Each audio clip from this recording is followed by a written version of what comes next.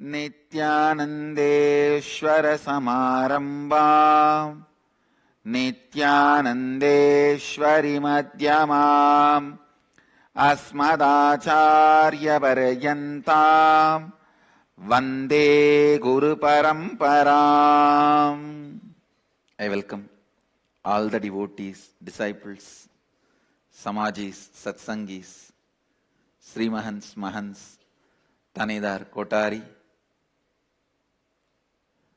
visitors, viewers, sitting with us all over the world through Nityananda TV, Sadhana TV, two-way video conferencing, having Nayana Diksha, sitting with us in two-way video conferencing, having Nayana Diksha, Toronto Adinam, Kuala Lumpur Adinam, Vancouver Adinam, Phoenix Adinam, Melbourne Adinam, Vancouver, Canada, Ohio Adinam, Seattle Adinam, Guadalupe Adinam, Oklahoma Adinam, San Jose Adinam, Phoenix Adinam, China, Montclair, Singapore 2, Warrington, UK, Doncaster, UK, Hyderabad Adinam, Dubai Adinam, Bangalore North, London Southwest, Kanyakumari, Los Angeles, Sherman Oaks,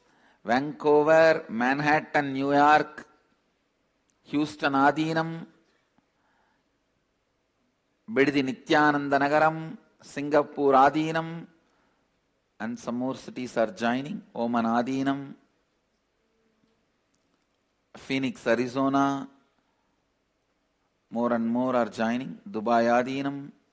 I welcome all of you with my love and respects. Death, the subject matter of Kathopanishad. I feel still I have not yet explained that one concept which I started explaining from day before yesterday. So I'll continue to expand on that little more detailed way so that it can be absorbed as an experience for all of you. Listen. Please listen with all your attention. The constant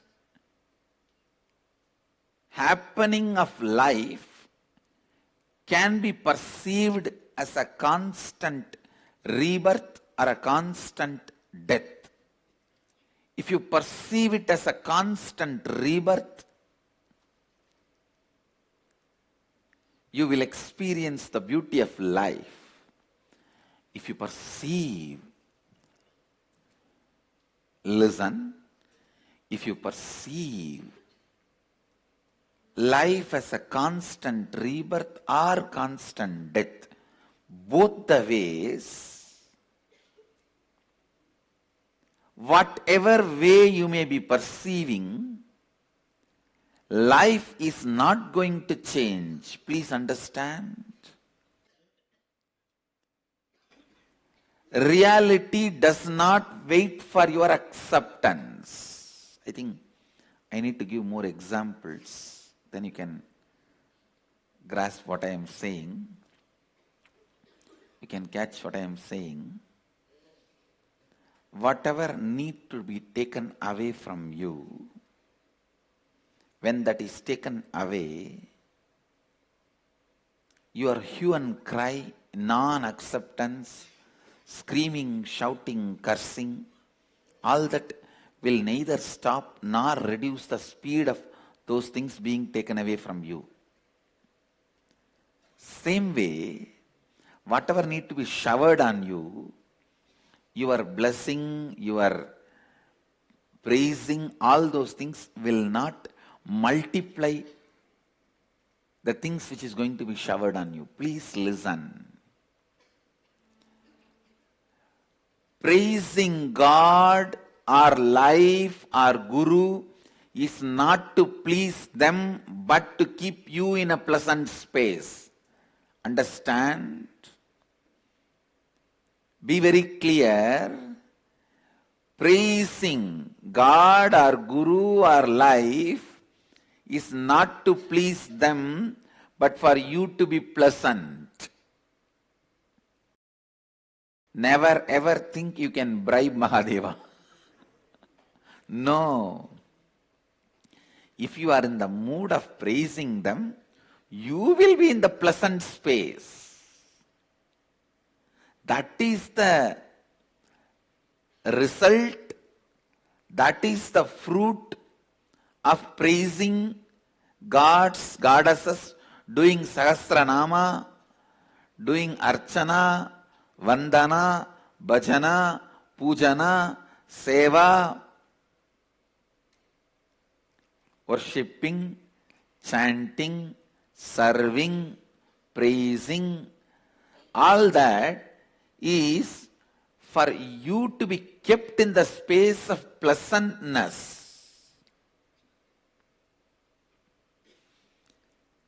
Bribing Mahadeva is not possible.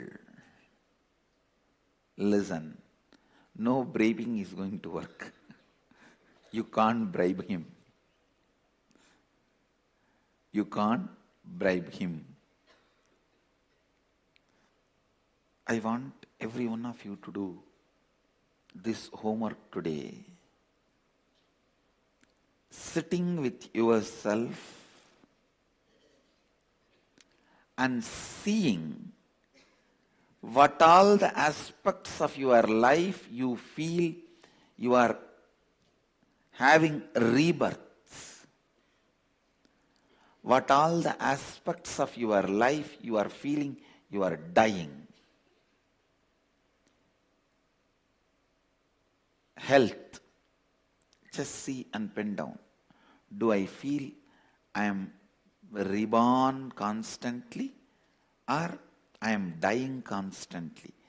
After every day, am I feeling I am reborn or am I feeling I am dying? In my relationship with my mother, am I getting reborn every day or am I dying every day? Relationship with my father, am I getting reborn every day or am I dying every day? Relationship with my spouse, am I getting reborn every day or am I dying every day? Please understand, just this simple awareness shift. If you just bring the awareness, the way I am able to move my back, my body movements, am I getting reborn every day in that or am I dying every day? The way I am able to handle the shocks of life, even if it is a small tremor, am I making that as an earthquake? Or even if it is an earthquake, am I just standing like Pashupatinath?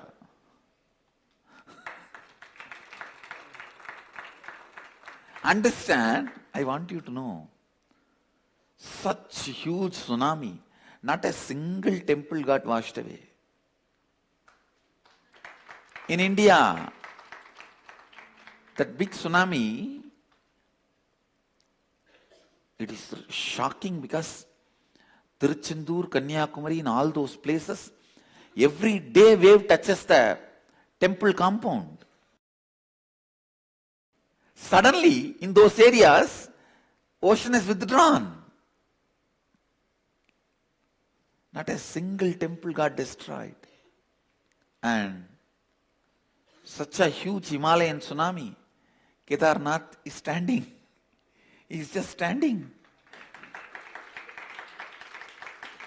Much stronger, modern, recent day RCC buildings disappeared. Kedarnath is standing. Nepal, not even one crack. Pashupatinath, so many other things collapsed. Pashupatinath is standing.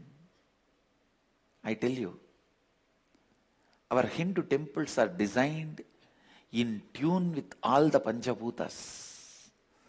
So Panchabhutas don't destroy Hindu temples. The sixth Bhuta, stupidity. of human beings, that only destroys into temples. Even that is not able to destroy South Indian temples. See this Kailashnath temple in central India, Aurangzeb has deployed a huge army. After working on it for almost 2 years, they were only able to damage it. They are not able to destroy it. 2 years, around 10,000 people were breaking. Finally, they got tired and went away. They were not able to demolish it. They were only able to damage it. Anyhow, listen. In every aspect of your life, are you dying day by day? When the life is happening, are you feeling you are dying, or are you feeling you are being reborn? Actually, this simple awareness shift, naturally you will want to be reborn. So you will catch where all you are unaware and dying. Where all you are unaware and dying. And you will see automatically you plan for constantly being reborn. Please understand, this planning to be reborn will make you reinvent yourself. This ability to reinvent yourself in every aspect of life,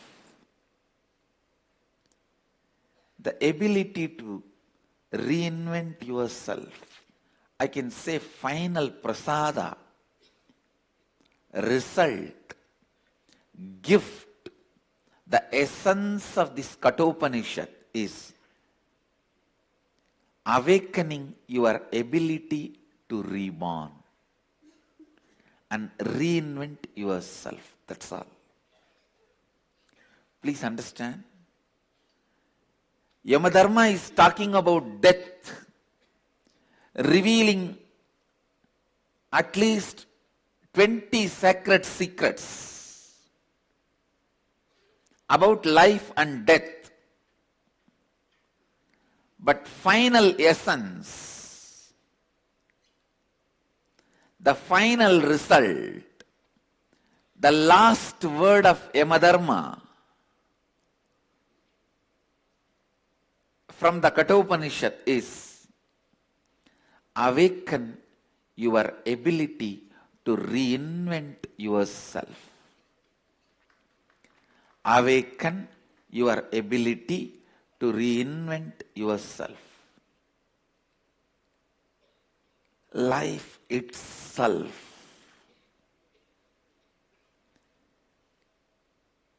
whether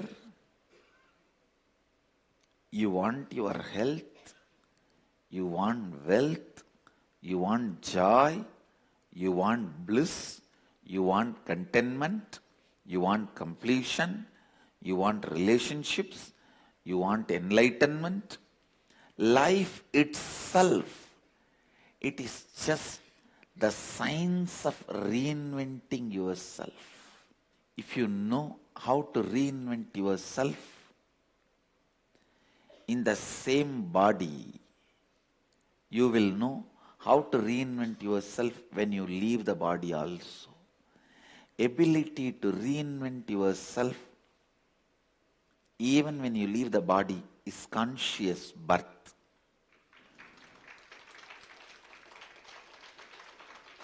Ability to reinvent yourself while you are in the body is enlightenment. Listen. Constantly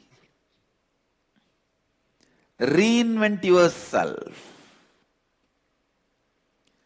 For the reinvention, the first thing you need to do, you should be capable of dropping the past as past.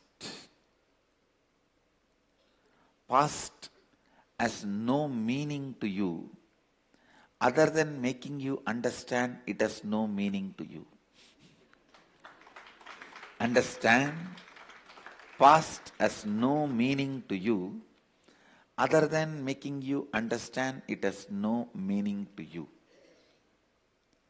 I tell you, the only lesson you need to learn from past is don't be affected by it. And with all my responsibility, I am telling you, there is nothing good you need to learn from past. You go on justifying yourself, making you believe, no, from the past mistakes I will learn. No one learned. Relax. No one learned. Relax. It's a stupid illusion, delusion. In the name of, I will learn from past mistake, you want to go on be brooding about it? No one learnt it. Relax. No one built Taj Mahal for love. Even Shah Jahan did not build for love. It is stupid theory being invented. The amount of lies told about Indian history to us, oh God. The amount of lies. If you carbon date the door of Taj Mahal, suddenly it says 1,000-year-old. And these fellows go on pushing us to believe that Taj Mahal is built by Shah Jahan. Is there no limit for stupidity? And there are tons and tons of evidences. It was Shiva temple. When some researchers, scientists, archaeologists try to reveal this, he is silenced brutally. Anyhow, let us come back to Kathopanishads. Listen, ability to reinvent yourself. Ability to reinvent yourself. I think I need to expand on this. Only then I'll feel complete that I've introduced the subject matter of Kathopanishad. Past has no power over you. Past has no place in your life. Do not have the desire to learn from past. Do not think something good can come out of brooding over your past. Don't dream from past your future can grow. No. Completely discarding your past can create lot more space and possibility in you than trying to pick up the lessons from the past. It's like in villages. They will grow hen, chicken in the house. They will run around and be constantly playing on the dustbin or where they put all the dirt in that corner. It will try to pick up some worms and everything. Just like that hen or chicken, don't play with your past. It is dustbin. how much ever, whatever you may want to pick up from the dustbin, the final result will be dump me and go and live your life. That is what past can give. The ultimate lesson your past can give to you is leave me and go and live. Leave me and go and live. Ability to discard past. When you drop the past, life becomes a possibility. Greatest possibility. Whenever I read the great saints, sages' life, Valmiki, Arunagirinatha Swami, not Arunagiri Yogeshwara, Arunagirinatha, a saint lived in my native place, Thiruvannamalai. He was born and brought up in Thiruvannamalai. Ramadasa, Kanagadasa, Purandaradasa, Vittaladasa,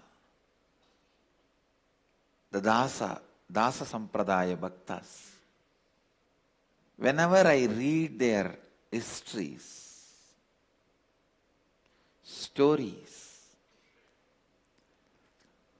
one of the most important point strikes me is their ability to reinvent themselves, and the moment they decided to reinvent themselves only is claimed as their enlightenment moment.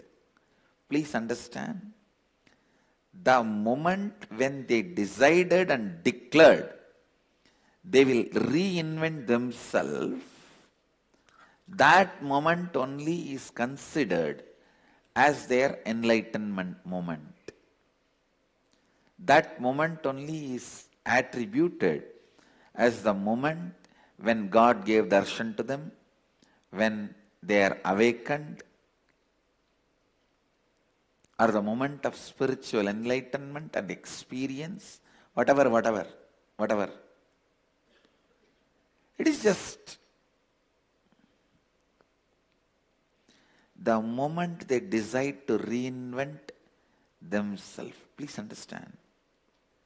Decision to reinvent yourself. Decision to reinvent yourself is the essence of Kathopanishad. Brahmaswarupa is messaging me. When you leave the past, your life becomes fast. Relax. You don't need to supply quotes from me, and this quote is wrong. When you leave the past, your life becomes feast.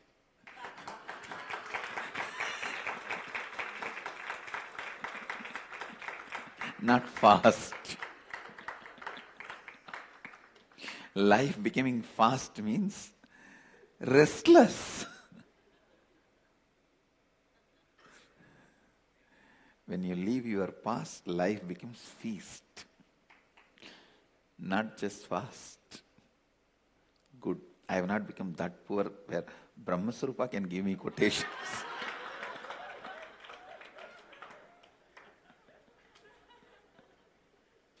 I already wrote the poem as I committed with you all yesterday.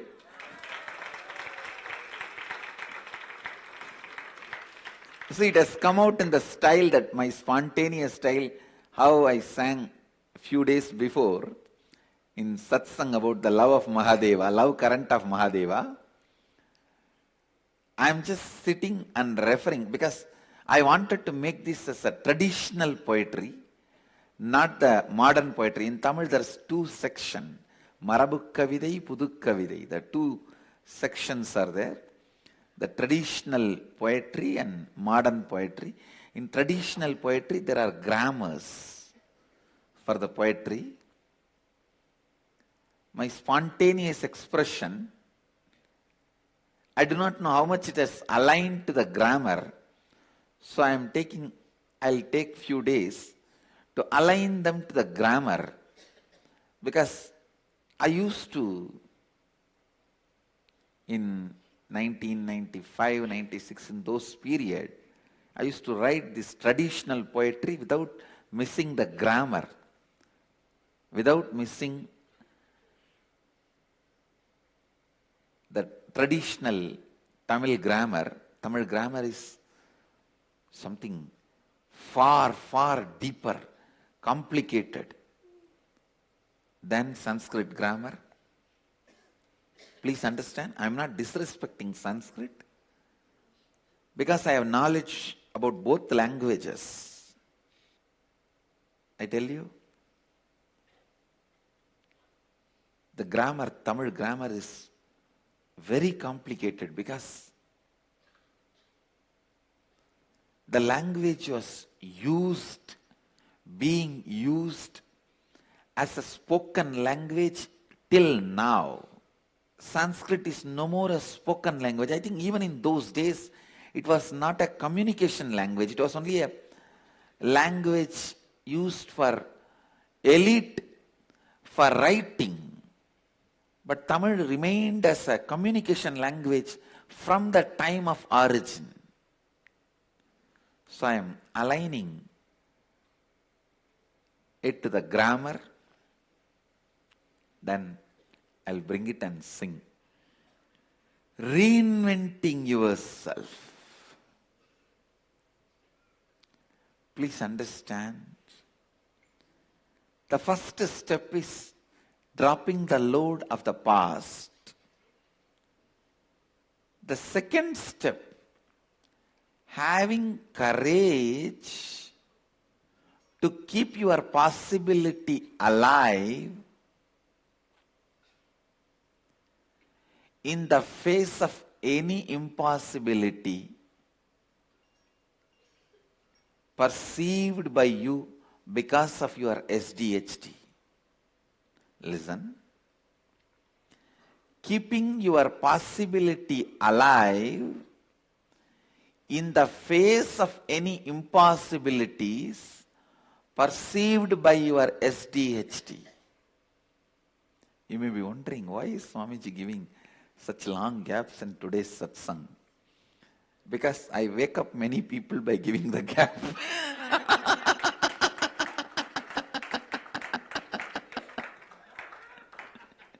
It almost becomes lullaby for people if I am talking in my own tone and tune regularly.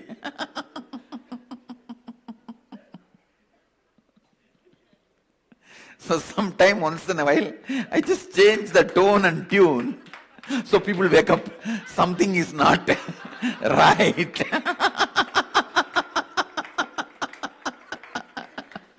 No, what happened? What happened? What happened? Is satsang over and everybody... As people left Kalpadar Darshan over. Kalpadar Darshan over. Hey, you are on the train back to Bangalore.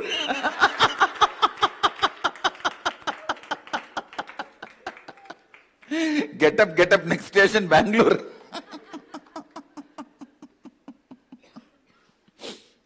So, just to give a wake-up call. It is my subtle way of giving wake-up call, because directly giving wake-up call not only disrespects them, it disrespects me also, because I am talking in such a way that they are able to sleep.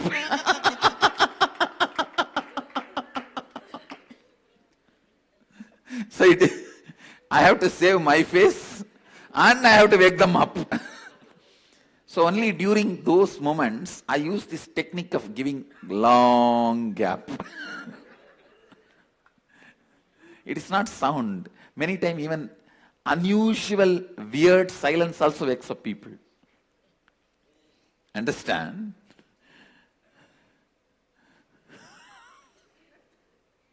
Most of the time you can see while you are sleeping in the night, if the AC machine gets switched off by the electricity disconnection or power goes and AC stops, it is not that immediately room became hot, you wake up.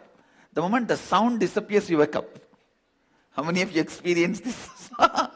The unusual silence also wakes up people. That is what I was trying to do. It's not just Niramaya, it's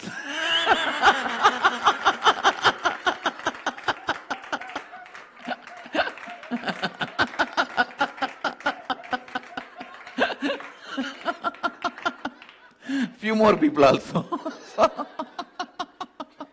No, I didn't want to tell just one name.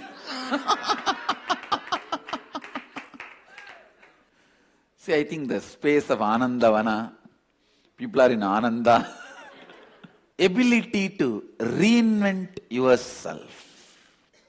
It is not necessary you need to live with the same current of thoughts or patterns. Please understand. It is not necessary you need to live with the same current of thoughts or patterns throughout your life because you created it once accidentally. They won't mistake you. Send them out. You think, oh, they are our guest. After all, they lived with me such a long time. How can I send them out? No. Not necessary. Whether you want to get rid of a simple addiction like smoking, or one of the most subtle addictions, the innate violence. Please understand. Yesterday in the last session, the night, I was explaining about innate violence. Because you missed the oneness, you have a deep anger and hatred towards unknown persons. It's like a FIR filed on unknown persons. Not just on one person or two person. Anybody who is seen, unseen by me. And you go on suffering with that innate anger, hatred, frustration. One good news I have for all of you. Patterns are matter. You can conquer them. They are not more powerful than you. Please understand. They are not more powerful than you. See, somebody who is interested only in money, for him, this silver stick, this may be more valuable than me. He will feel if I take this away, it will be more useful. If he takes me, what to do? He has to give food and very difficult to maintain.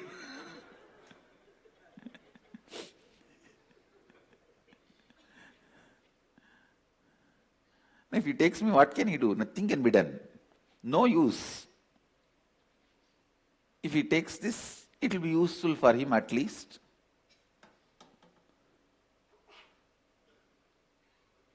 For a person who is interested in money, for him, this may look more valuable than me, but in reality, this is not more valuable than me.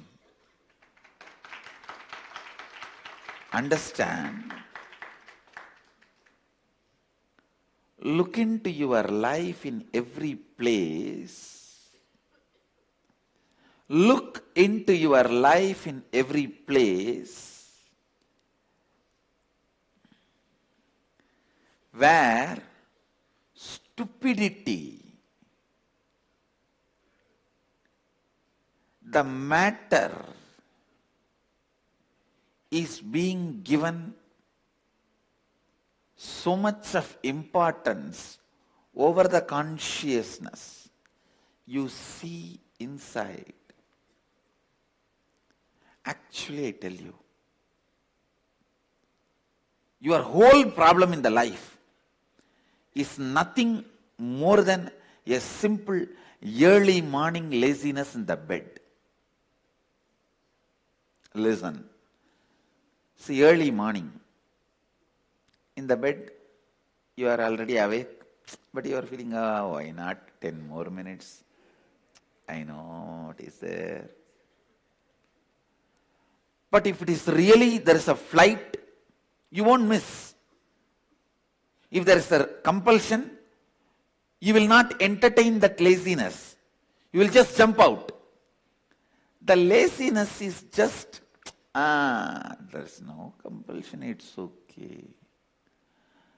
All your suffering and ignorance and SDHD, self-doubt, hatred, denial, all that is only because you think you have a freedom.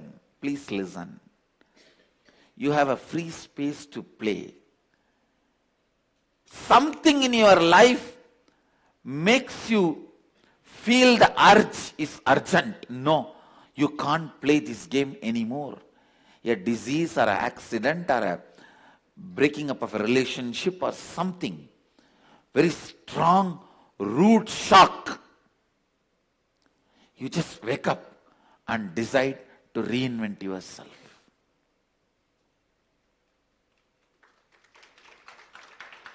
Most of you would have decided to reinvent yourself only when you have been slapped with a root shock by life. How many of you, please raise your hand?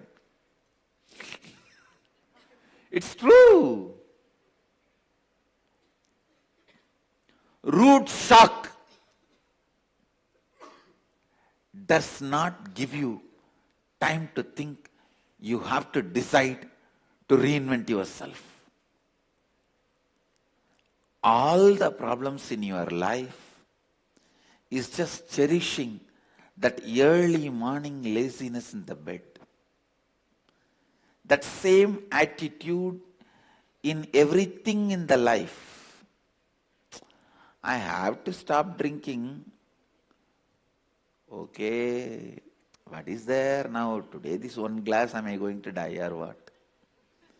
Alcohol is such, after one glass goes inside, you will forget that you thought what this one glass is going to do. Because after that goes inside, that starts drinking. Only the first glass you drink. Second glass, the first glass is drinking. And you are no more in control.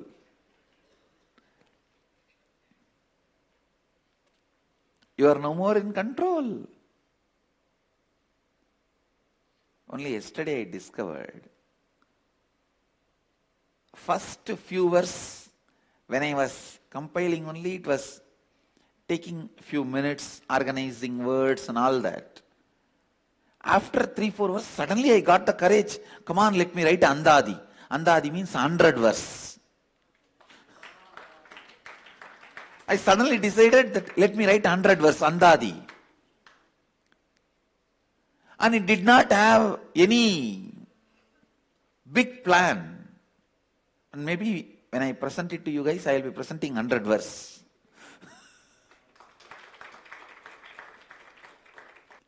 Listen.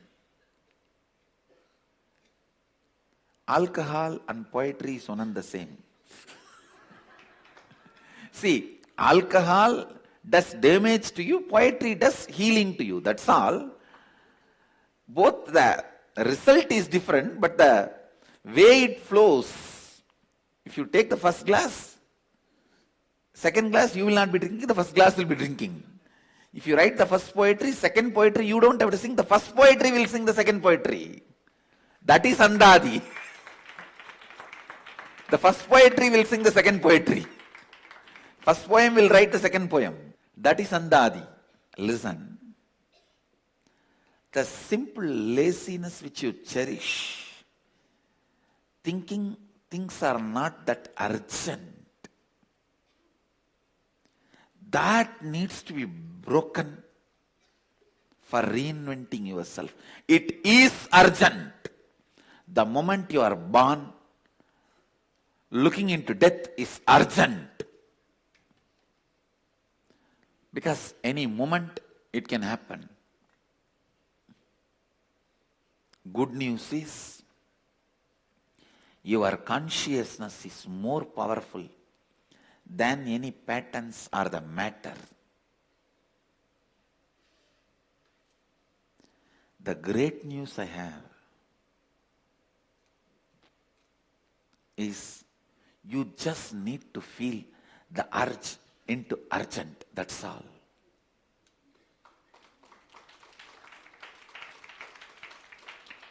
You need to feel the urge into urgent.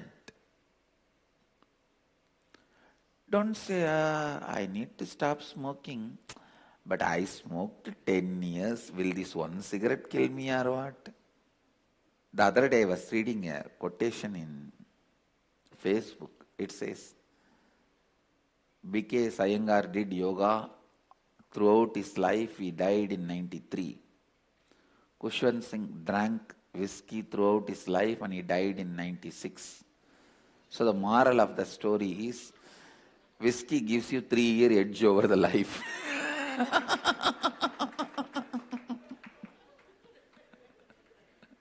What a stupid theory people develop. No, the stupidity is when you are drunk, all this looks real.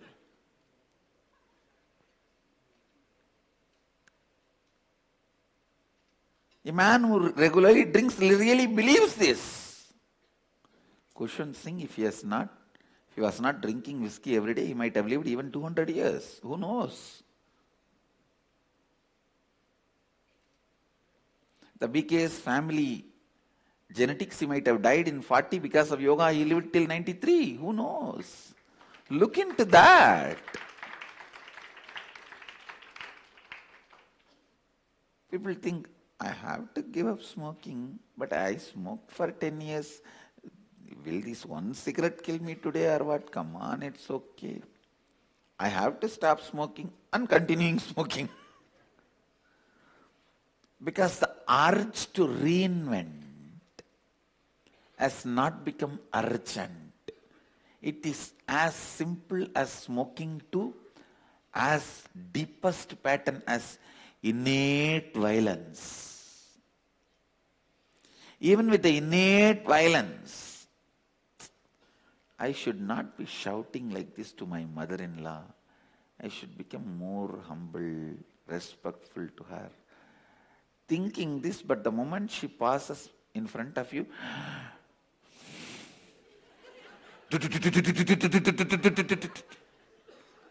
and after finishing, suddenly again you will remember, I thought I should speak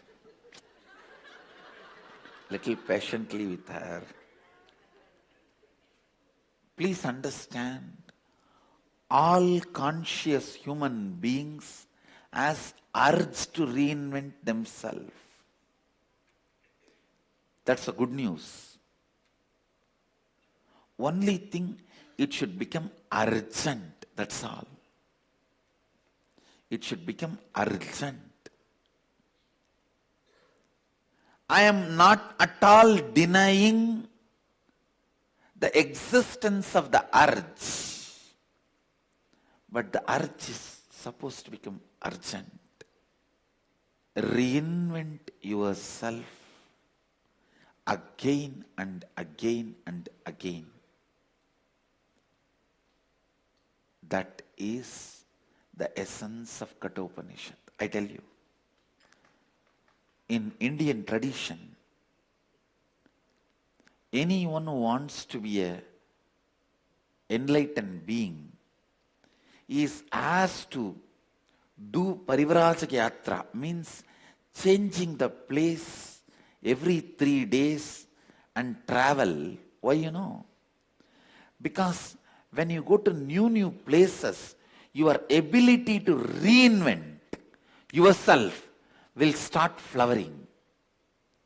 I feel whether you want to be a grihastha or sannyasi,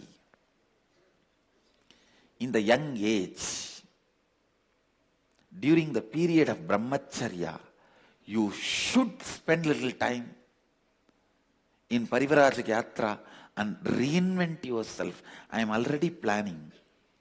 After they cross 18, I am going to send my Gurukul kids for Parivrajaka Yatra. Because that is one of the important training they can't afford to miss. I'm just waiting for them to cross 18. I think most of them, by the time they cross 18, they will be already a Pitadipati of some Pita. Because that is the way I am creating Pitas everywhere. Even if they are Pitadipatis of a Pita, they should do Parajatra Yatra after they cross 18.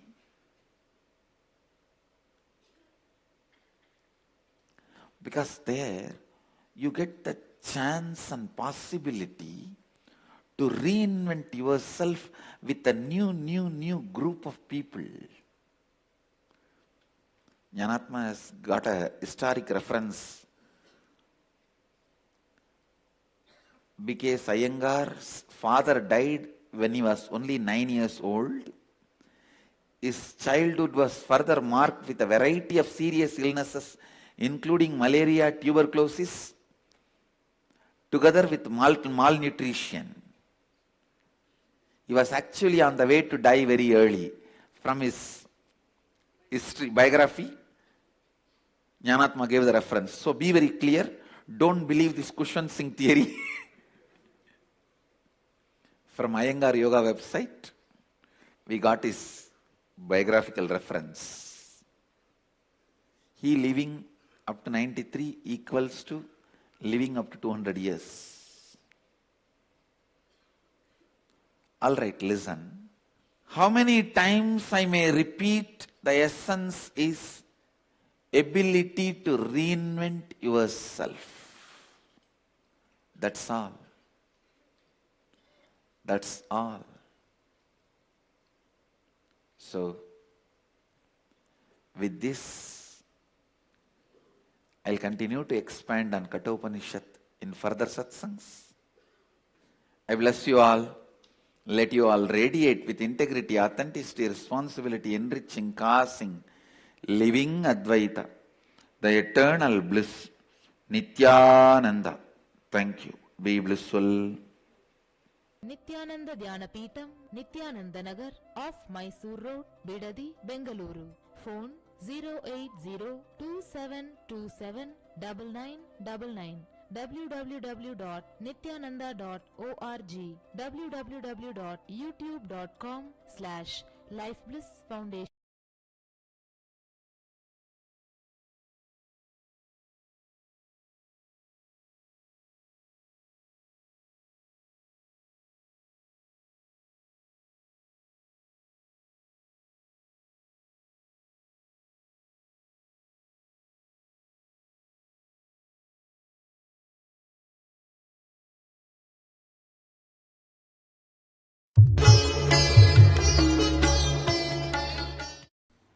नित्यानन्देश्वर Sadashiv समारम्भाम्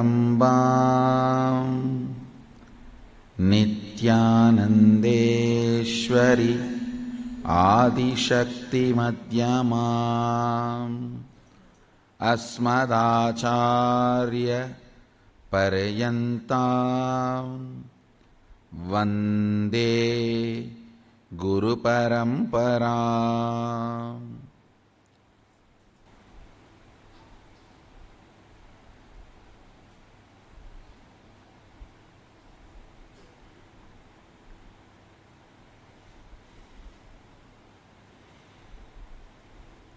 I welcome you all with my love and respect. I welcome all the devotees, disciples, samajis, satsangis, Shri Mahants, Mahants, Tanedar Kotaris, visitors, viewers.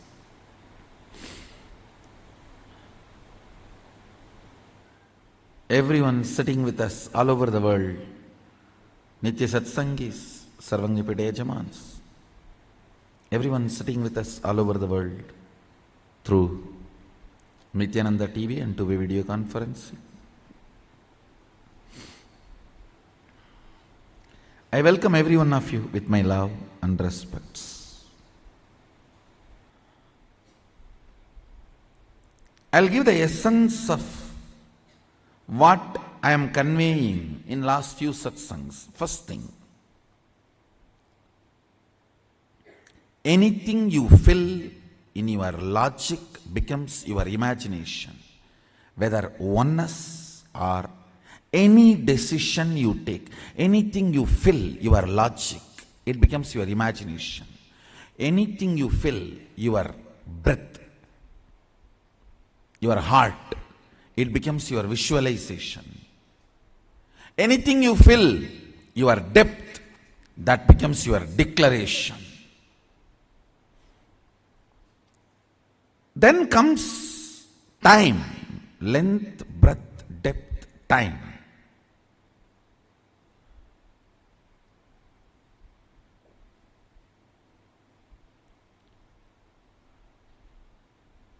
Only anything becomes part of your space can be ever yours. Till something has not become part of your space, it cannot be yours. It is only your imagination, visualization, declaration. Length, breadth, depth. Listen.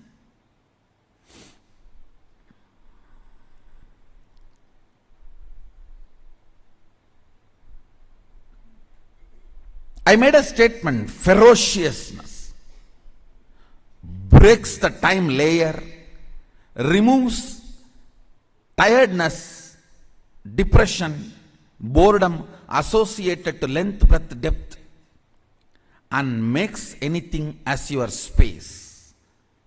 The example story I gave, Bishma. Understand? Two incidents I gave. In my life, one day I missed the morning Mangalarati in Ramakrishna Mutt. Mutt has a beautiful routine.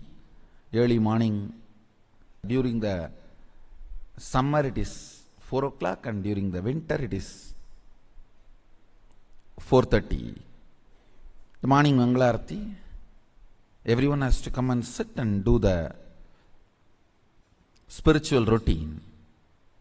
One day I missed the morning Mangalarati because I overslept.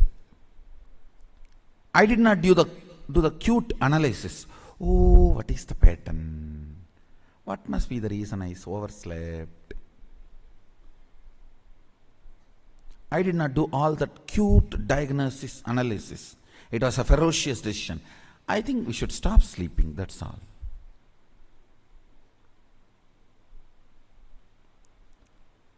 The ferociousness with which I decided to stop sleeping. Only next 3-4 days I did not sleep. But the ferociousness was powerful enough to open my time layer. My decision to be in Mangalarati moved from length, imagination, breadth, visualization, depth, declaration to the space. Time opened up. And after that, not only I never missed Mangalarati, never sleep was a voting component of my life.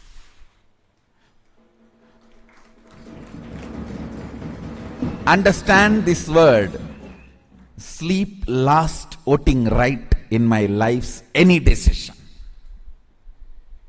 Any decision I took in my life, sleep, tiredness, depression, boredom, all the four are same. Tiredness is the chemical effect of sleep. Depression is the psychological effect of sleep. Boredom is emotional effect of sleep. Coma is physiological, psychological, emotional effect of sleep. Death is the conscious effect of sleep.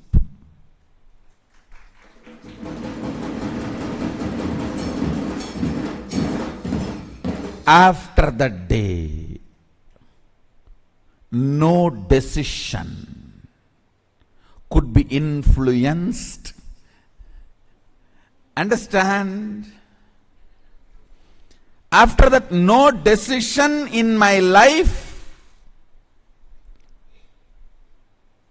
was influenced by sleep.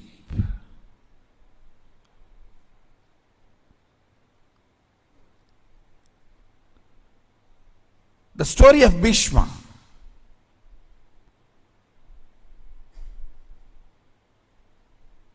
He goes to the woman. Santanu has fallen in love.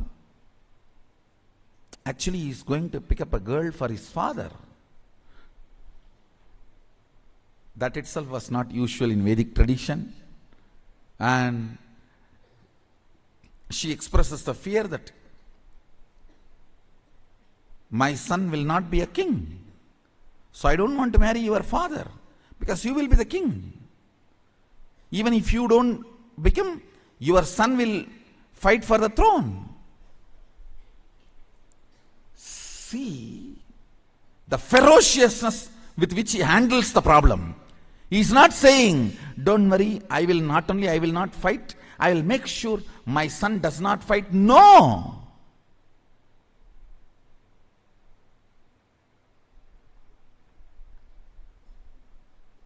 The ferociousness. I declare myself Akanda Brahmachari. Understand, the scene is described by Vyasa. It was such fantastic scene.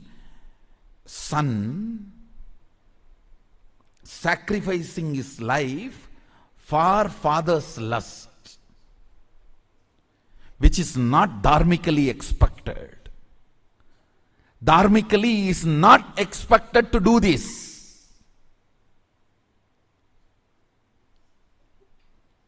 He just deals the whole problem with ferociousness and says, not only I will be a servant forever to the Hastinapur throne, he declares himself as a servant of the Hastinapur throne forever, and he died for Hastinapur throne till the end.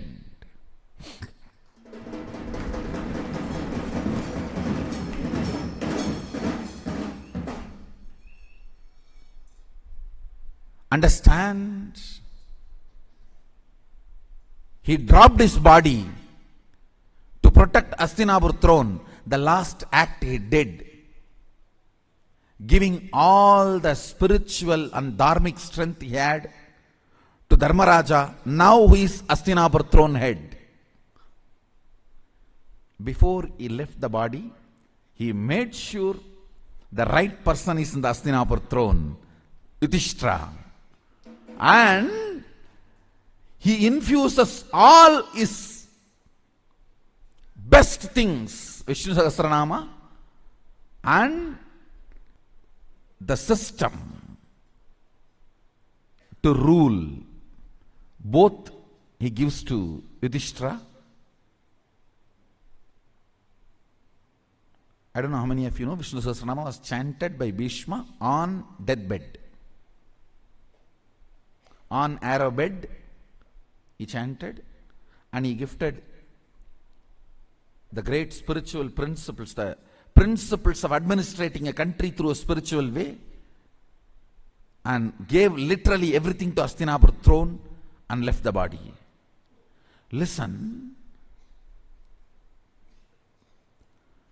See, in our Puranas, every incident and the boon and the whole story you need to connect and see. Only then you will understand the principles. He declares with all the ferociousness, no more sex. I am a brahmachari, Aganda brahmachari. Understand the ferociousness. Time opens. Listen. Whenever something happens on the planet Earth, when the time layer opens, the gods and goddesses shower the flowers. Any incident you read, Devatas were showering the flowers That incident will be directly related to opening of the time. What is opening of the time?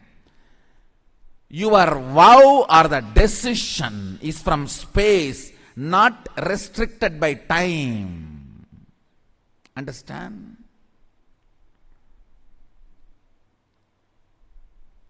Something is imagination, visualization, declaration, if it is bound by time. The same thing, if it is not bound by time, it becomes your space. It becomes your space. If you take the vow of integrity for 3 months, you will be constantly tired, bored, depressed, frustrated. Oh, this is binding. Anything which you think you will break will tire you, bore you, depress you, and force you to break it immediately. Why delay?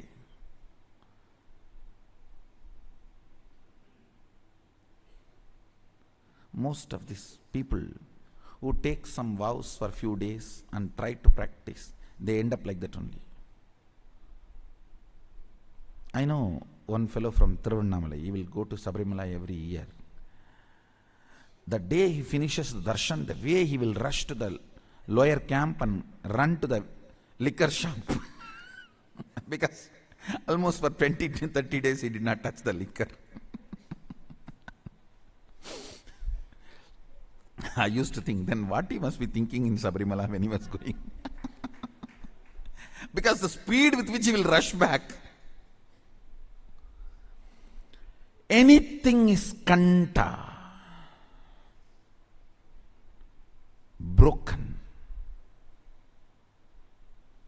brings tiredness, means within that time, it does not become part of you. It does not become your space. When Bishma declares, everyone knows his power of integrity. And he says, I am Akanda Brahmachari. Over, everyone knows it is beyond death. Not even till death, beyond death.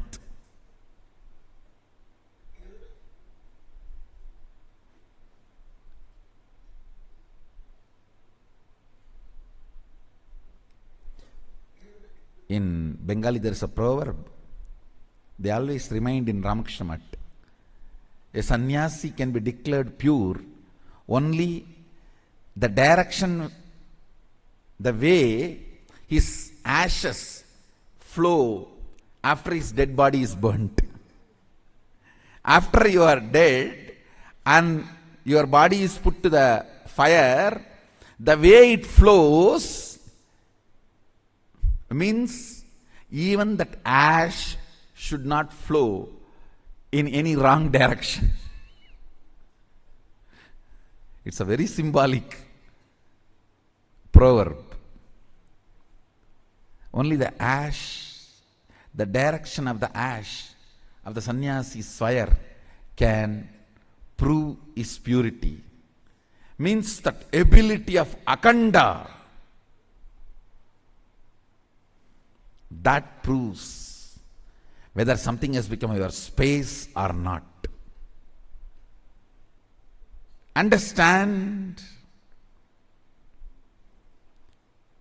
Now, you put all these statements, the zigzag puzzle. Ferociousness opens time. That makes your imagination, visualization, declaration into your space. When Bhishma declared, I am Akanda Brahmachari, the power,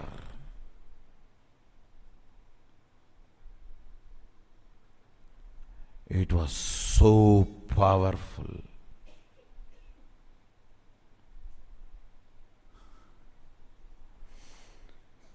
It was so powerful. Heaven showered. Heaven showered. understand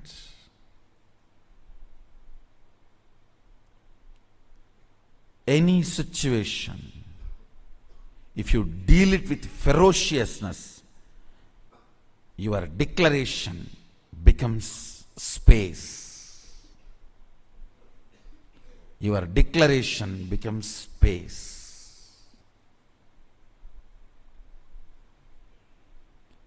Where the whole nature just supports you. What makes you powerlessness? Your own fear or incompletion or distrust on you. You may not stand with something which you are declaring forever, whether it is a sannyas or marriage or oneness or Shakti manifestation, whatever. Your own feeling, you may not stand with it, or you may not be capable of standing with it.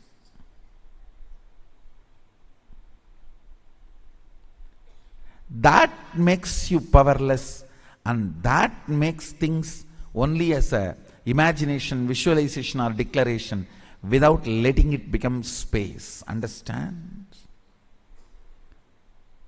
If you declare from your space the oneness, now you will manifest all the powers of Sadashiva. Because the initiation is same. It's not that initiation is going to change.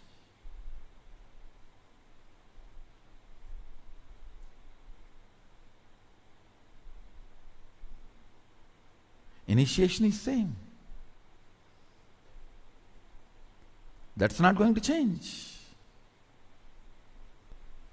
Antidote for not manifesting powers is ferociousness. You just need to add more ferociousness in your oneness declaration. Your inner space need to be told ferociously, oneness is going to be the space from which I'm going to make all the decisions. All my decisions are going to be from oneness.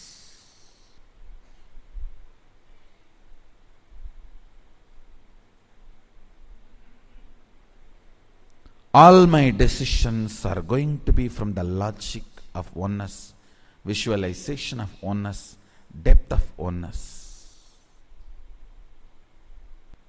Understand, if you want to have a big breakthrough in power manifestation, I am giving you the knack technique. Ferociously deal with your powerlessness. Let ferociousness become the attitude with which you deal your powerlessness. As I told you, the moment I saw the hypocrisy of the society, my ferocious response to the society is my satya.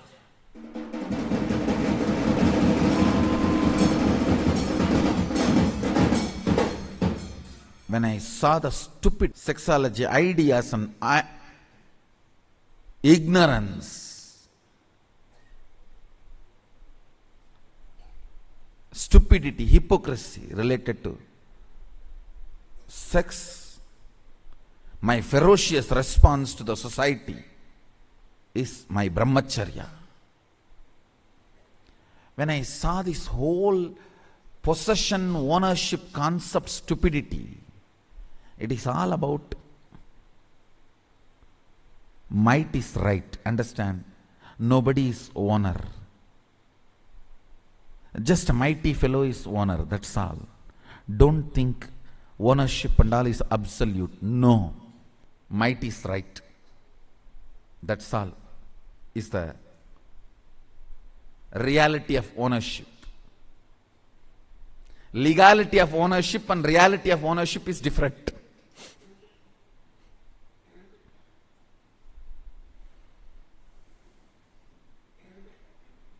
Understand the whole hypocrisy of the ownership and possessiveness of the society. My ferocious response to it is aparigraha.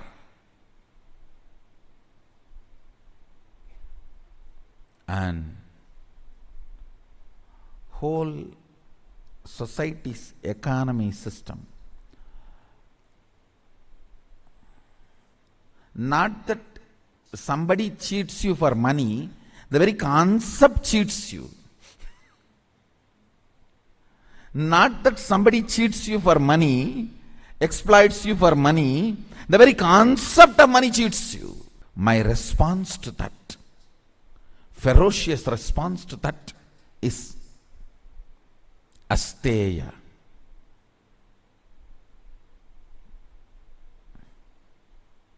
My ferocious response to the philosophy, highest practiced philosophy on the planet Earth is might is right. In a way, they try to make it as right is might. But actually might is right. My ferocious response to this hypocrisy of might is right is my ahimsa. Understand, your ferociousness makes your declaration as part of your space. Bring ferociousness into your declaration of oneness, you will manifest powers. There is no other cheating methodology or knack. Hypocrisy. God is not a snake, so you play some sound and mantra and he just dances for you. No. No, you always think he's like a snake, so you play some mantra and he will just stand up and dance for you. No. Bring ferociousness into your oneness declaration. Sadashiva will manifest through you. You will manifest all the powers. The moment I made you manifest one power, I have already initiated you. After that, only help I can do to you is help you to become more ferocious in your oneness. That's all. The moment one power has manifested already, borewell is drilled and we have reached the water source. After that, I have nothing to do other than fixing you the motor pump and making the water available to you constantly. Ferociousness is the motor pump. And the source is inexhaustible.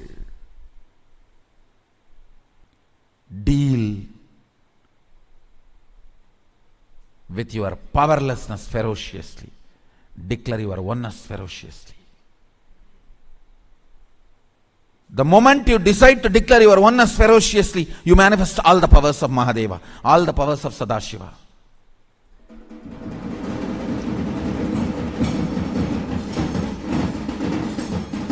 All the powers of Sadashiva. All your powerlessness. Silly conversations, silly pleasures. That's the right word I'll use. Silly pleasures.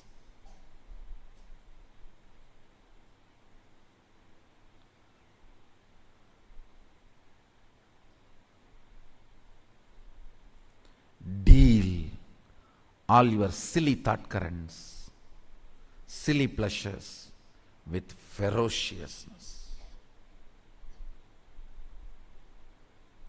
Deal all your silly thought currents and silly pleasures with ferociousness.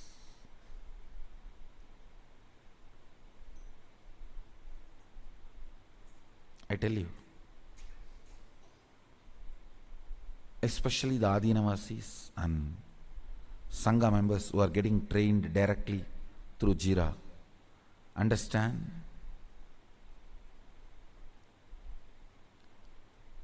this helps you in 10,000 ways. This Nava Avarana, Tantramsha means in Sanskrit software. 9-layer softwares with which I am training people to reflect their life. If you see, first of all, with all your integrity, record whatever you are doing and what is happening in the Jira. Within a week, you can see very clearly how shallow, silly your life is wasted and destroyed in unconsciousness. How stupid, how you are destroying your life.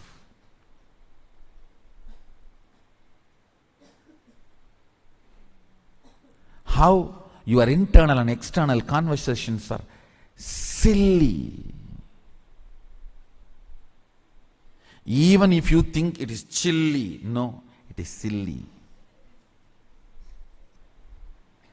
If you document your whole day's thought current, how you spend time in tiredness, boredom, depression, inactive, and how much of time you spend active, intelligence, involved with the life, involving with the oneness, involving the power manifestation. If you see all that, then you will understand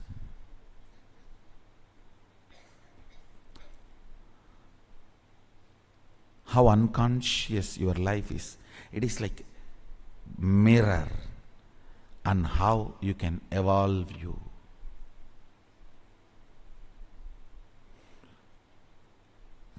How you can evolve you.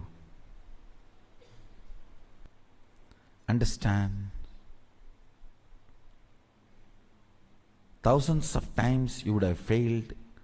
That does not mean you are a failure. If you don't start any new method, if you don't try any new method to be successful, then you are a failure. Your failures does not make you as a failure. Listen. Your failures does not make you as a failure. Your non-trying makes you as failure. Be integrated to this Nava Tantra and see how your life, thought current, everything is spent, wasted, destroyed. Your time is life. And how you can enter into ferociousness with oneness. Understand, if you just know how ignorant and unconscious you are, you will understand it is your powerlessness, your integrity to your powerlessness is the reason why you are not manifesting powers. Many people have already decided power manifestation is not for me. I will do the construction.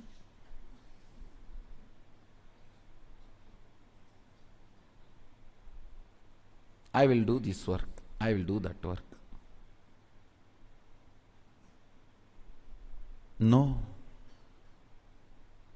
I tell you, only with power manifestation, only by ferociously manifesting oneness, the purpose of your life will be fulfilled. Purpose of your existence will be fulfilled. Everything else is stupidity, waste of time, waste of energy, waste of life itself.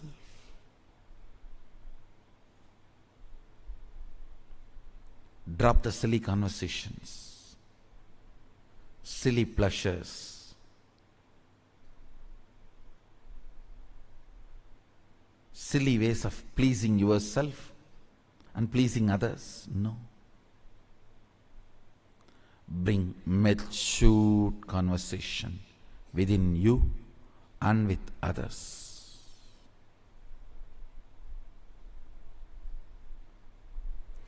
Bring ferociousness to your oneness declaration. Oneness should be imagined, visualized, declared, ferociously digested in your space. Oneness should be imagined, visualized, declared, digested into your inner space ferociously. The way you declare oneness, even your atmosphere, the air which comes out of your body and mixes, that area is called your atmosphere, Vatavarana. Even your Vatavarana should know, yes, he means it. Kannagi declaring her chastity, even the Vatavarana was shivering, shaking.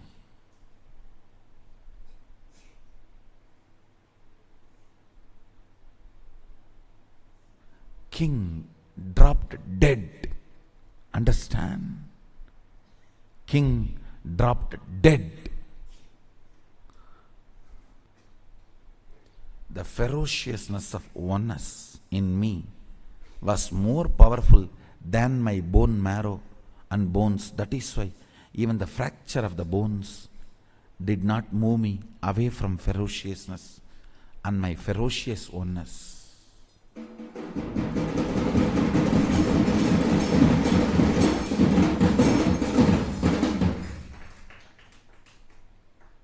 Still we have video. I just got up and said, I think there is a fracture. Shall we give a medical attention to it?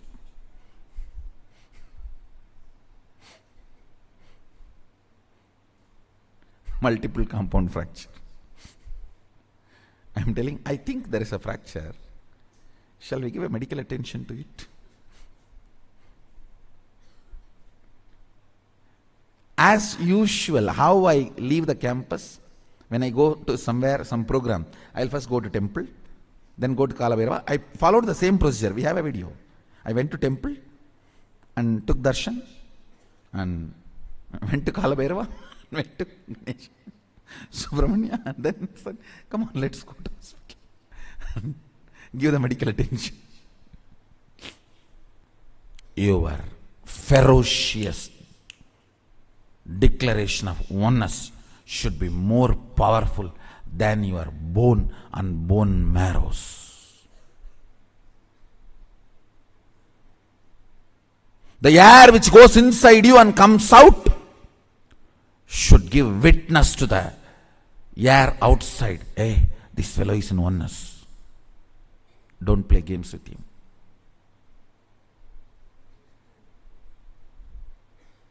The breath which goes inside you and comes out should give witness statement to the air outside. Hey, he is in oneness. I went and checked every corner. Don't play games with him. The prana which goes inside and comes out should give a witness statement to your Vatavarana about the ferociousness with which you are in oneness. Nothing else. It's all simple, ferocious declaration of oneness. The ferociousness added to your oneness makes you manifest powers. That's it. That's it. All you need is ferociousness.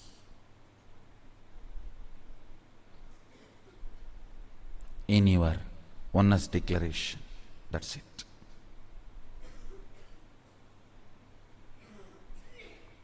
Infuse more and more ferociousness into your oneness declaration. Let the time open up. Let the time not have influence over your oneness declaration. Let the time not bore you, tire you, depress you from the declaration or the existence of oneness. Let your ferociousness be more powerful than the time. If you know your whole life you are going to be brahmachari, brahmacharya will never be any problem. You just know it's a trend, that's all. If you know your whole life you are going to be integrated, integrity will never be a problem. If you know your whole life you are going to attend the morning satsang, coming to morning satsang will never be a problem. If you know your whole life you are going to be doing morning yoga will never be a problem. Because you think you have an option, you can break it, you can, you don't, you may not, you jill not. That is where the whole problem starts. Then things stand as an imagination. You imagine going to morning yoga, building a heavy body, six-pack yogic body, and continue to remain with pot belly.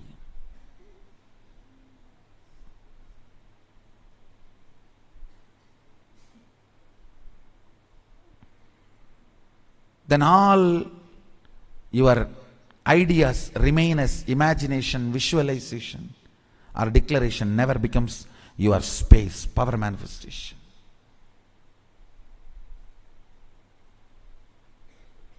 Bring ferociousness.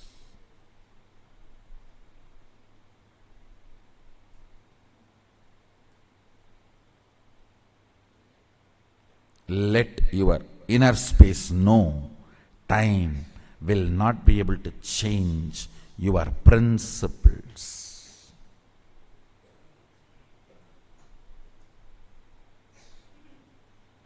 Time will not be able to change your principles. I tell you, anybody who is not power manifesting, you are stuck in the hypocrisy. Your declarations are not true. They are only in the level of imagination and visualization, not even to the level of declaration. You have plan B in your hand ready-made. There is no ferociousness in your oneness declaration.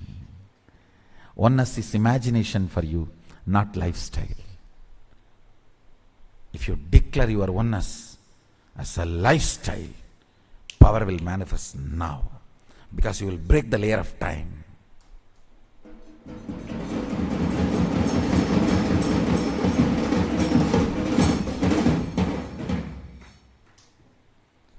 Bring ferociousness in your declaration of oneness like Bishma. Anybody brings ferociousness in the declaration of oneness is Seva Gana.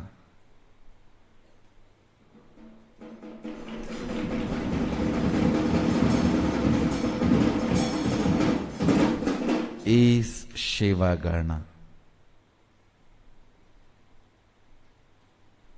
And I also strongly recommend and request you to become part of the Nityananda Sangha, member of the Nityananda Sangha. Last few days I am sitting in courtyard and trying to work out how I can use softwares and modern day gadgets to constantly raise you to the oneness and make you manifest powers. The Charya Pada for modern day is getting ready with Nava Tantramsha.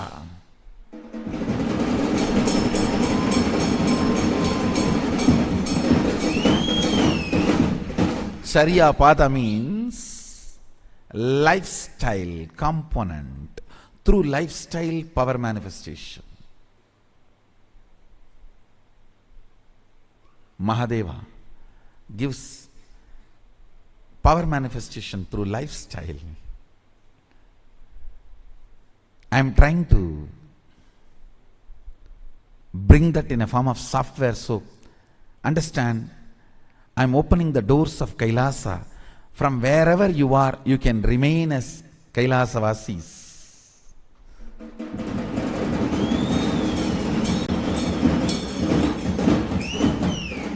by connecting through this Adi Kailasa Tantramsha. I am evolving a new software called Adi Kailasa Tantramsha. Through connecting through this software, constantly you will be made to manifest the power of oneness. So from wherever you are, you can become part of the Adi Kailasa and start experiencing superconscious breakthrough and manifest powers. So today again, tonight I am continuing to sit in the courtyard to evolve the Adi Kailasa Tantramsha.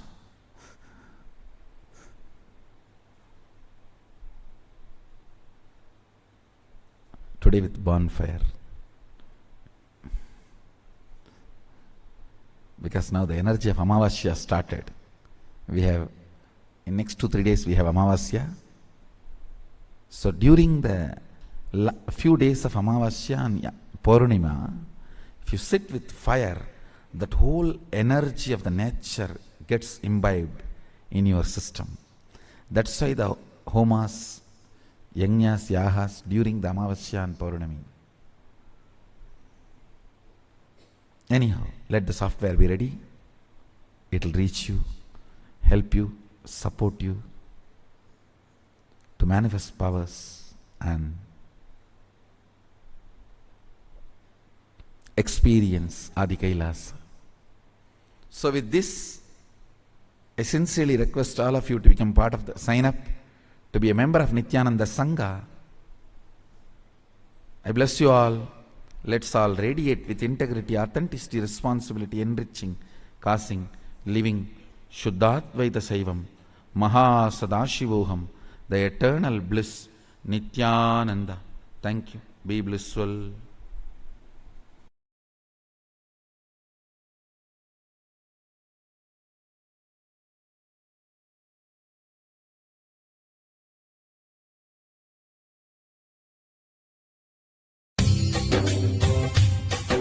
स्वभावचिन्मयानन्दं कृपापूर्णं जगत्पतिं हरिषड्वर्गजेतारं नित्यानन्दगुरुं भजे. Let's enter into the next sutra. Focus on fire rising through your form from the toes up until the body burns to ashes, but not you. This is again one of my favorite technique, because one of my predecessor, Ramana Maharshi, became enlightened through this technique. Let me describe Ramana Maharshi's experience in his own words. Then you can understand this technique. He says, around the age of 16, suddenly one day, very strong feeling or the fear of death started happening in him. A 16-year-old boy, fear of death means first thing what we would have done, hey, call doctor, we would have shouted 911, this, that, everything. Of course, fortunately in India, no 911 and nothing can be called. And he was not even bothered or perturbed. He did not even bother about calling or telling the family or even the relatives who were there in the same house. He was in Madurai at that time. Just he stretched his body straight and decided to go through the experience. He just lie down like a dead body and started seeing what is going on inside. Understand? A very courageous decision. Very courageous decision. He says beautifully, I saw very clearly I was dying. Step by step, slowly the body died. Suddenly I remembered, yes, only body is dead. I am alive. I exist still. I am there. And he says in the experience he saw very clearly, as if his body being carried, burnt, reduced to ashes, everything happened. In few chana, few seconds, everything happened. But suddenly he says, something opened, clicked. Yes, body has disappeared. I died. It is burnt. Everything is over. But I exist. I exist. I am not dead. This was such a strong experience. Bhagavan says, once for all, the death fear left me. The fear of death has left me. And that experience, I exist, stayed forever.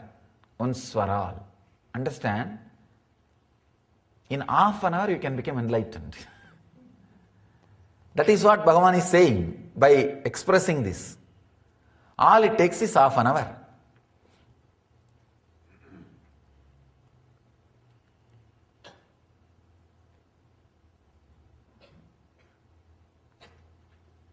Logical mind, an ordinary mind, very difficult for the mind to understand.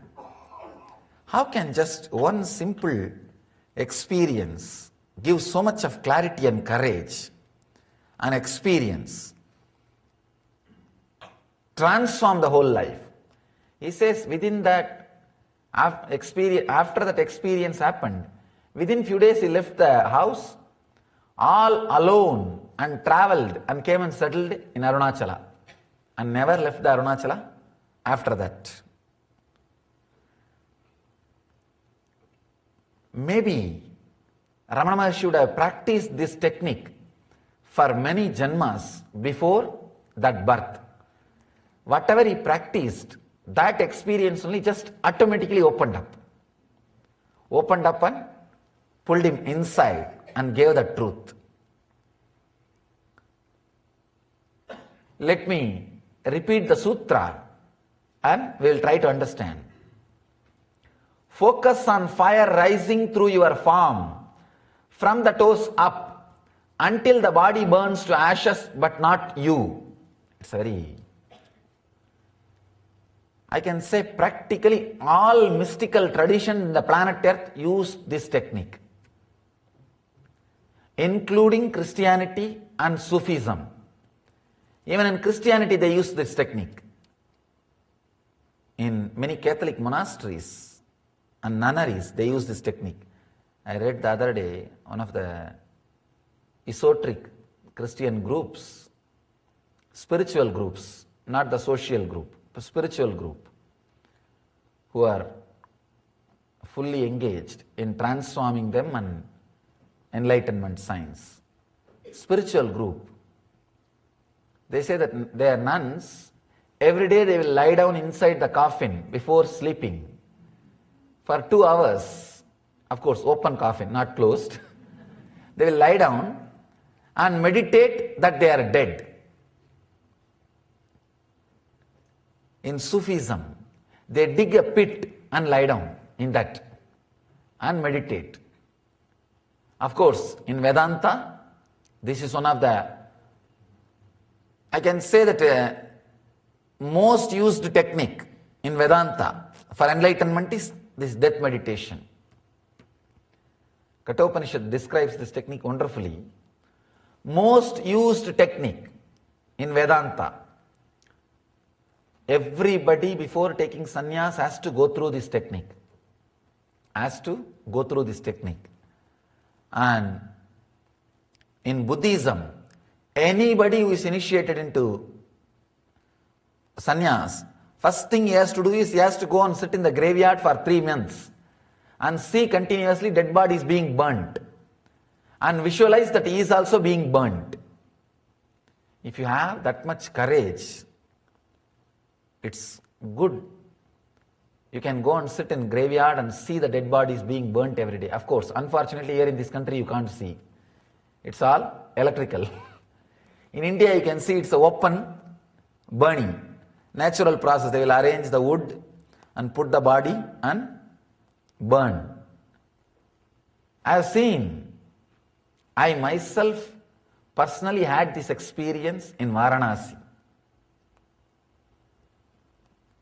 Let me describe this sutra, then I will add my personal experience.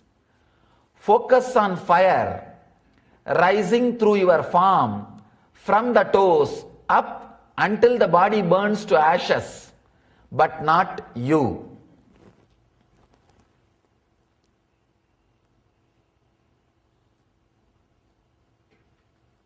Mahadeva says, visualize the fire rising out of your body slowly, step by step, step by step.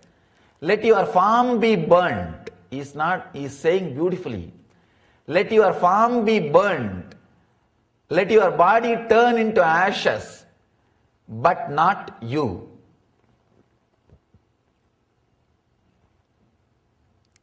Let me describe exactly what happened with me when I had experience with this technique. I always used to think I should have the experience of death or face death directly, face to face. But somehow that thought never became a priority. See, any thought has to become priority. Only then experience can happen. If it is just in corner of one mind like a 100 and work, it should become priority in your laundry list. Not last.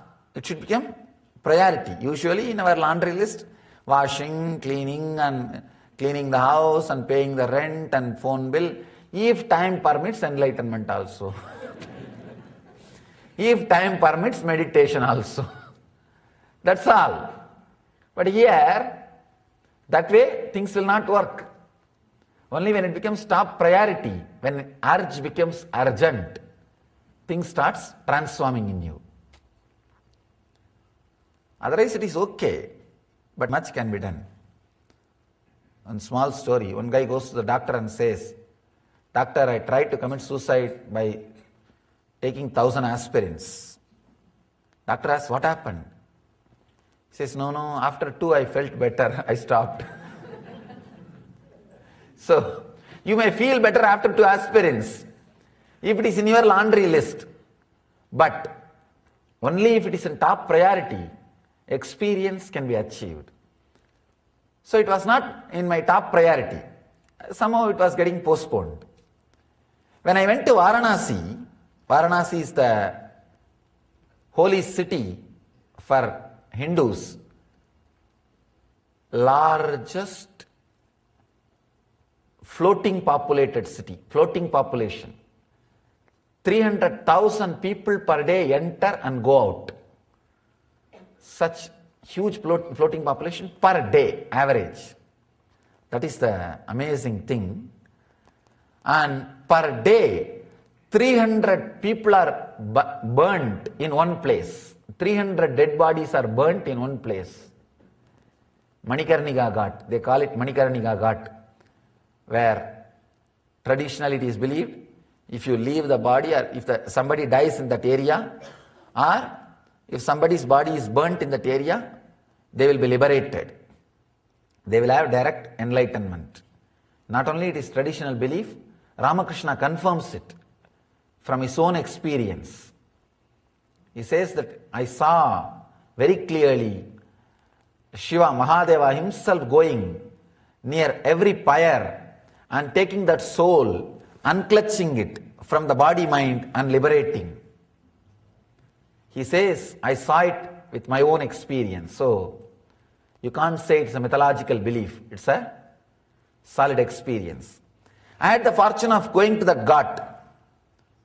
Understand, traditionally, not only it is believed, it is true, for last 2000 years, the fire has never been put off. Whether it rains or shines, flood or whatever it is, they will not bring fire when they come to the Manikarnika Ghat with a dead body. From the fire will be taken and lit. It's a Akanda Smashana, means unbroken fire. Means day and night bodies will be getting supplied. I saw sometime they do bunker card system, 2-3 bodies at a time. Because so much bodies are coming. I don't know from where people are dying so much. Because if you sit half an hour, something like 200 bodies comes. And especially in the evenings. Because from around the place whoever dies, they will start walking from their place carrying the body. Ram Nam Satya Hai, Ram Nam Satya Hai, that is the mantra they will chant. And walk. By the time it becomes evening, they will reach the Manikarnika. Totally per day average 300 bodies are burnt. Only in the evening 200 bodies will be there. Because evening only they will all reach the Manikarnika. Whatever is said and done, I cannot describe the experience verbally. Only you have to see there to have that experience. To tell you honestly, the fear of death just disappeared. When you see so many bodies, Arey, what is there? Like this only I am also going to go, okay. You feel there is so many people giving company. You don't feel lonely about death. You feel it's like one more trip. Arey, so many people are there. Chala, it's okay. And this is what is going to happen. See, if you see one body being burnt rarely once in a while, you will have that fear. There you will see. Unimaginable. And no ritual, nothing. They will bring the body, straight they will dip in the Ganga. 3 times, Ram Nam Satya Hai, Ram Nam Satya Hai, Ram Nam Satya Hai, over. Means Rama's name is the ultimate truth. Rama's name is the only eternal truth. Rama's name is the only eternal truth. They will remember this 3 times, put the body into the water, just bring it out and keep. By the time the fire will be ready, the wood will be arranged, ready. Actually, they continuously keep on arranging. Even if bodies are not coming, they are keeping on continuously arranging. I asked them, why do you guys arrange continuously? You don't know, Swamiji, in half an hour, 200 will come. They have accounts as if they know for sure. And the bodies come and it's arranged. They give like a token based on the entry. The moment body enters, they will give the token. And another funny thing, no relatives stay there and do any ritual. The moment they do the Ram Nam Satya Hai, Ram Nam Satya Hai, dip 3 times to the Ganga and throw the body there and go away, that's all. Because the people who are there, the maintaining, they will take care. And you don't know how long it will take the body which you brought, your friend or relative's body, to be put in the fire. It's in the queue system. Continuously it's going on. All I did, let me try to sit here and see what goes on. And I sat. Just in half an hour, 1 hour, the death is no more a strange incident which happens once in a while for some relative or friend. It became like okay, next, that's all. Next, that's all. All size, all gender, all age, all kinds, all color, all community, all religion also. Anyhow, these guys are seekers. So even they bring the bodies. Even their bodies are brought. All kinds.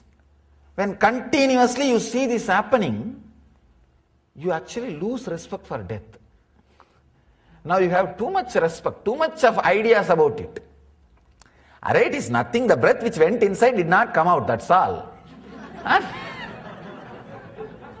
And chalo, the people who are sitting waiting for the property are enjoying, over. That's all. What is there? And nothing much. Neither anything can be done about it, nor anything can be repented. Now, what is there? Over. Neither you can fast forward, nor you can rewind. Over. And when I saw that bodies being burnt continuously, initially the little fear which was there disappeared. And slowly, not only fear, it became interest. I started going near and started helping them. Helping them. Then, slowly I started thinking, after all, this body is also going to become like this. Yes, over. When you remember that death is going to happen to you, the respect which you carry for your ego will come down. Because whatever you think should not leave you is ego.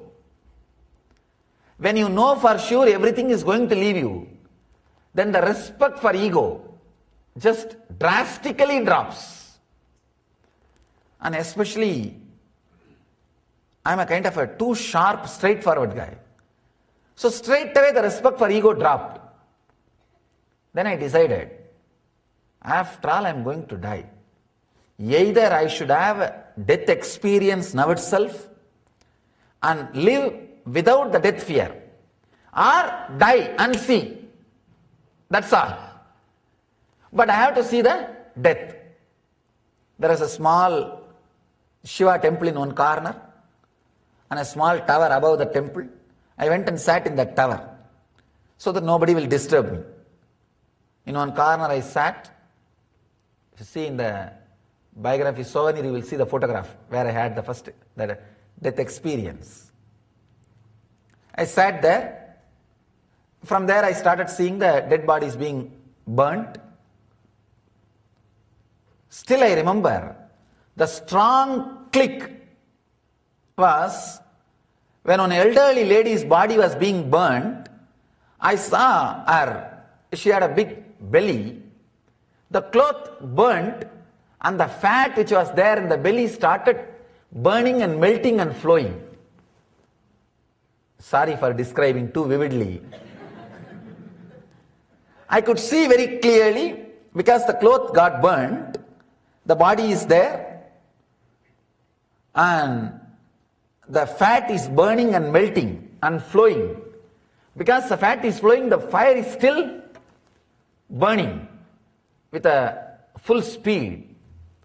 That gave a very strong click into me and said, oh God, yes, same way it is going to burn.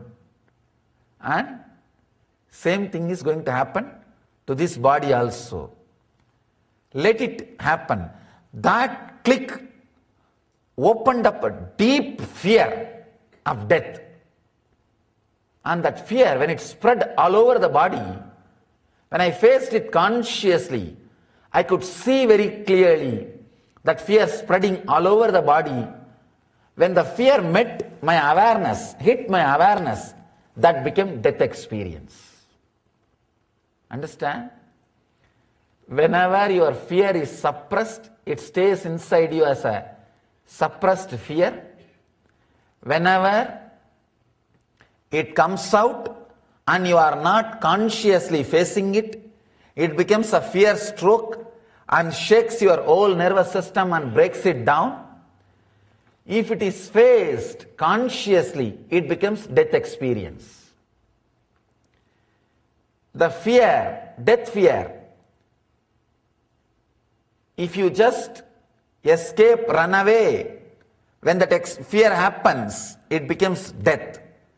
When you face it consciously, it becomes death experience. Death fear plus subconscious is suppression. Death fear plus unconscious is nervous breakdown. Death fear plus conscious is death experience. Understand? I have given a clear explanation, clear equation. Death fear plus subconscious is suppression, perversion. Death fear plus unconscious means you don't suppress, but neither you face. You just get shaken, frightened. Fear stroke, nervous breakdown. Death fear, conscious awareness is death experience. I was able to see very clearly the fear which rose when I faced it consciously with awareness became death experience. Means I saw clearly the body is dead. It's not moving. 2.5 days, no food, no water, no thought, no question, no doubt, body was there. Only after the experience I realized 2.5 days passed. It was there. I could see with closed eyes, the body is dead and there is no movement. Suddenly, after 2.5 days, the click happened. God, body is dead, but I exist still. I am there. That clarity, that click, when it clicked, it became such an intense ecstasy. The fear of death left once for all. And it has become such a deep ecstasy, such a joy, such bliss. And slowly opened the eyes. I was able to move the body. First thing I felt was such a deep ecstasy and gratitude. I went down to the Ganga. It was just a few feet. Sprinkled little Ganga water, took the Ganga water in Kamandalu, little ash from the pyre, straight went to Vishwanatha and put that ash and did the puja. That was the first thing. It was such a deep gratitude. I saw Vishwanatha was alive. Understand? Because I died, Vishwanatha became alive. Till the day before, because I was alive, Vishwanatha was always dead stone. Because I was alive, Vishwanatha was just dead stone. Because I died, Vishwanatha is the Shiva in Varanasi, the Shivalinga. I always felt to touch this stone, 300,000 people are coming every day. What foolishness. And one more funny thing, when you can touch the deity by yourself, you lose respect. In South India, you can't touch. In North India, you can touch by yourself. And the Vishwanatha, you can touch and play with yourself, everything. And naturally, you will feel, what is this? Just to touch this stone, people are coming from all the way. I always felt it was a stone. Because I was alive. When I died, I saw clearly he is alive. Only one can be alive, either him or you. When you see the truth, he will become alive. We will not be any more alive as we think. And the fear of death left once for all. I can say this is one of the very strong experience, transformed me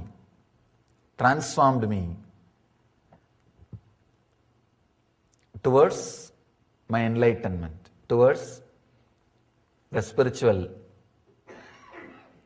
ultimate truth. That click is what I call Satori, the enlightenment experience.